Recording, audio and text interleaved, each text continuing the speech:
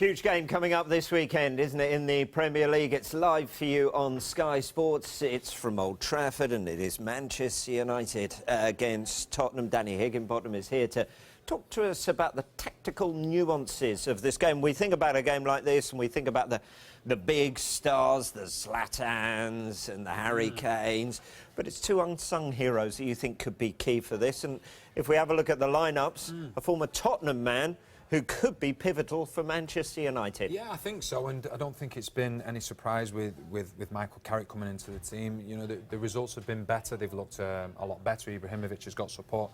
I think what you look at, you see Manchester United in a 4-2-3-1. For me, I think it's more of this now. I think it's more of a 4-1-4-1.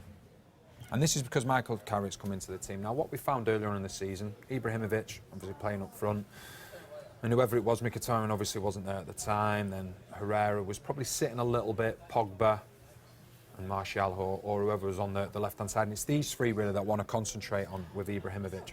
At times, because Michael Carrick wasn't in the team, these three would be playing a lot deeper than what they are now. So therefore, the problem was that Ibrahimovic, you put him up there, he was getting isolated. So therefore, it was difficult for Martial to get up to him. Same for Pogba. And also, like I say, it wasn't necessarily Mkhitaryan, but whoever was there at the time.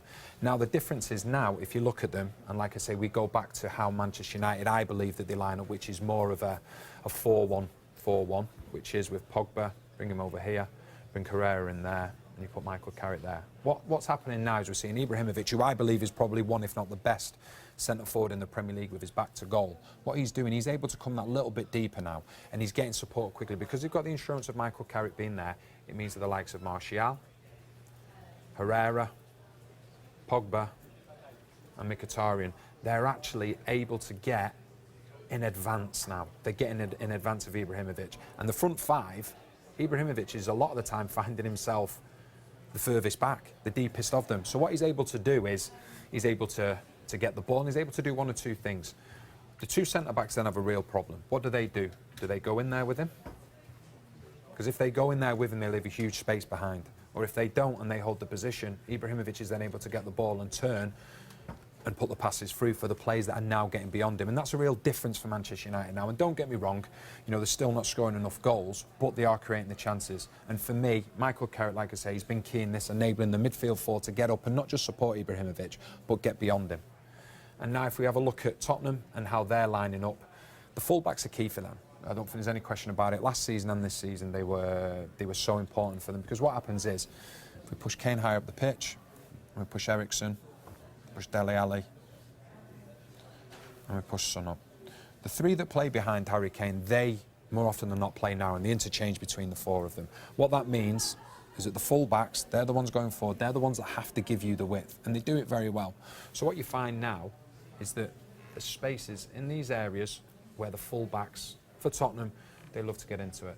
They've been doing it this season and they were doing it last season as well. The problem then for the opposition full-back is that if you bring Eriksen forward but keeping him narrow, and the same with Son, as a full-back you have a real problem then. Because what you more than likely have to do is go into these areas. Same with Darmian as well, go into these areas. That leaves the space then for the two full-backs to get into.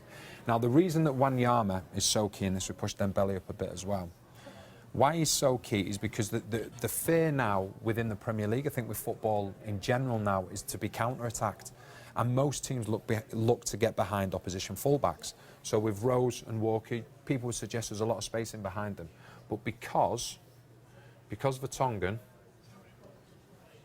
and because Alderweireld have played full-back in the past for Belgium, they have no problems whatsoever in saying, right, OK, we'll go into these areas.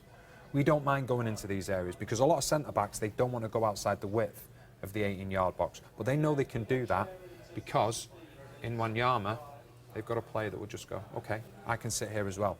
So they effectively make up a back three that gives the insurance and the licence for the two full-backs to get forward and keeps them nice and strong at the back. So we talk about the likes of Ibrahimovic, we talk about Pogba, we talk about Kane, we talk about Eriksen. The two players, as you quite rightly stated before, that could have a major impact on this game and the way in which the game goes is Wanyama and Michael Carrick, because for me, they are key to allow other players in front of them to go forward and express themselves. So two key players we can look out for in the Super Sunday game. It is Manchester United against Tottenham. It is live for you on Sky Sports this weekend. Danny, thank you. Thank you.